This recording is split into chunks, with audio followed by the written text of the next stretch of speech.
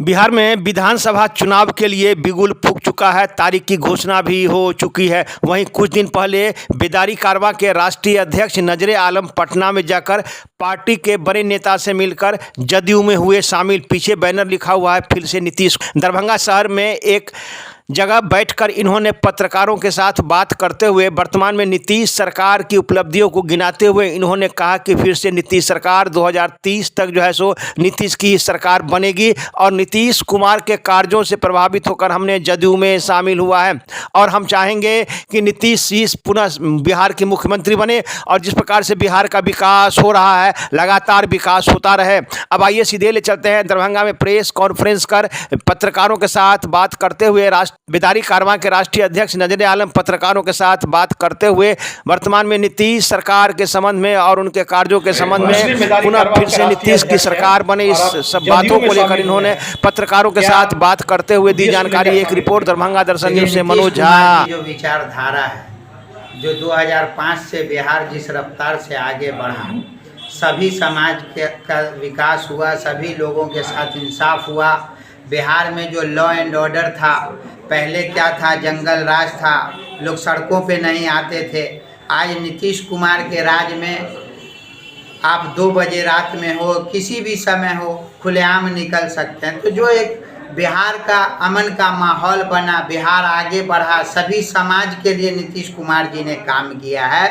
तो हम लोग का सीधा उद्देश्य है कि 2025 में जो चुनाव होना है वो फिर से एनडीए सरकार बने और नीतीश कुमार जी के नेतृत्व में सरकार बने, ताकि बिहार फिर आगे 25 साल इसी रफ्तार से आगे तरक्की की तरफ बढ़े। इतने दिन आप कहाँ थे?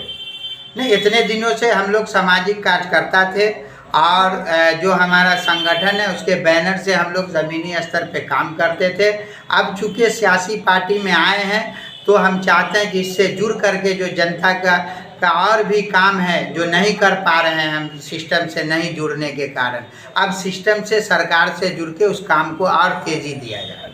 चुनाव का माहौल है, बिल्कुल फूंक चुका है विधानसभा चुनाव का। लोग यही समझेंगे कि नजरे जी को टिकट चाहिए, इसीलिए नीतीश के पार्टी में शामिल हुए हैं। देखिए, अगर टिकट वाला नेता होता मैं या बहुत ज़्यादा जल्दी होती तो 22 साल सड़कों पे संघर्ष नहीं करते। नीतीश कुमार जी को बहुत जांच परख करने के बाद मुझे ये लगा कि आज भी बिहार की ज़रूरत है नीतीश कुमार, इसलिए नीतीश कुमार की विचारधारा से जुड़े हैं ताकि आगे भी इसी रफ्तार से काम हो। टिकट एक सेकेंडरी मैटर है, एमएलए एमपी बनना कोई ज़रूरी नहीं है। अगर पार्टी चाहेगी तो मुझे एक कार्यकर्ता के रूप में भी आगे बढ़ा सकती है। तो ऐसा कुछ नहीं है कि मैं टिकट के लालच से गया हूँ। 20 साल पर नहीं, सरकार हमारी उसके लिए काम कर रही है। आप देखिए विकास का काम कितना तेज़ी से हो रहा है। दरभंगा जैसी जगह पे एम्स आ गया, सोचा भी नहीं था। आप समझिए मिथिला हाट बन गया। लेकिन किसान को इससे क्या फायदा होगा? किसान को के लिए काम नहीं हो रहा। अनगिनत योजना चल रही है, सरकार की चल रही है, लाभ मिल रहा है किसान को। जहाँ दिक्कत है वहाँ अनाज मिल रहा है बड़े पैमाने पे। तो यहाँ ऐसा कोई इशू ही नहीं है। जो लोग 2005 से पहले के थे, ये सवाल सब उनसे न कीजिए कि बिहार को कैसा जंगल राज बना दिया था। आज आप बिजली में हर टाइम रहते हैं, 125 यूनिट फ्री मिला हुआ है। आप दरभंगा की सड़कों पे निकलते हैं अमन के माहौल में। तो ये सब देखिए ना, बिहार कहाँ बढ़ गया। आप सड़कें आप देख रहे हैं किस तरह का जाल बिछ गया, कितना रोजगार आ गया, कितने नौजवानों को रोजगार मिला।